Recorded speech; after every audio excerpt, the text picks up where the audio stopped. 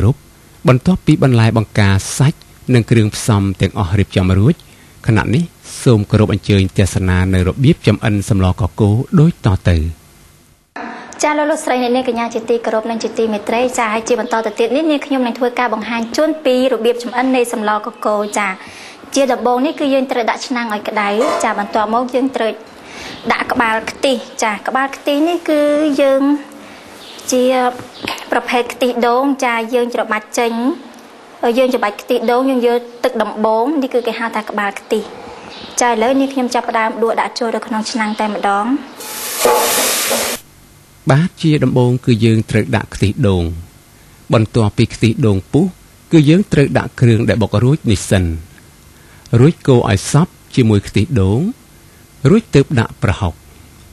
បាទការដាក់ប្រហុកនេះគឺដាក់ប៉ាន់ស្មានទៅតាមទំហំនៃឆ្នាំងសម្លរបស់យើង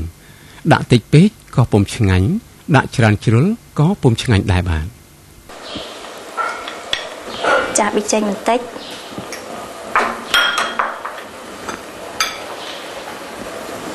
អំបិលបន្តិច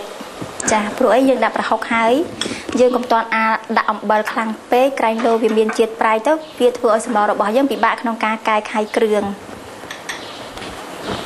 ឥឡូវនេះយើងដាក់ស្ករចាបន្តិចដែរស្ករពាងដាក់ដើម្បីឲ្យមានរសជាតិឈ្ងុយ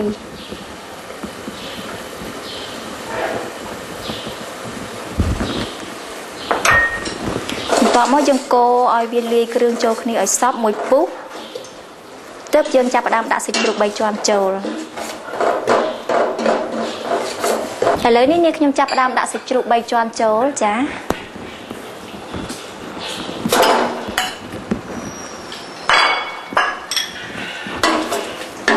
ហើយបន្ទាប់ពីដាក់សាច់ជ្រូក3ជាន់រួចប្រសិនបើឃើញរាងគោកគឺយើងត្រូវថែមទឹក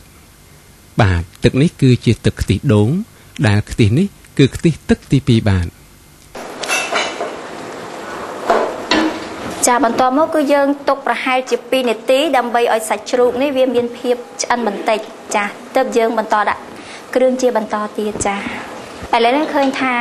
សាច់ជ្រូករៀងឆ្អិនបន្តិចហើយចានាងខ្ញុំសូមបន្ថែមទឹកត្រីចូលចំនួន1ស្លាបព្រាដើម្បីឲ្យឈ្ងុយបន្ថែមទៀតហើយពេលនេះក្លិនចាប់ផ្ដើមឈ្ងុយមែនទែនហើយចាអស់លោកស្រីនាងកញ្ញាជាមួយនឹងសម្លខ្មែរភាគច្រើនគឺមិនដែលចោលប្រហុកទេពីព្រោះថាខ្មែរយើងអស់ឲ្យអស់ចាស់ឲ្យតែបានប្រហុកគឺថាឆ្ងាញ់រួចបាយមួយពេលចាឥឡូវនេះគឺថាសាច់ជ្រូកឆ្អិនយើងមកដាក់ត្រីវិញម្ដងចាបាទបន្ទាប់ពីបង់ត្រីគឺបង់បន្លែរួចថែមទឹកខ្ទិះដូងទៀតធ្វើការគ្របគម្របឆ្នាំងនិងបង្កើនភ្លើងដើម្បីចម្អិនបាទក្នុងកំឡុងពេលរងចាំសម្លពុះនេះសូមរីករាយនឹងបទចម្រៀងមួយបទសិនបាទ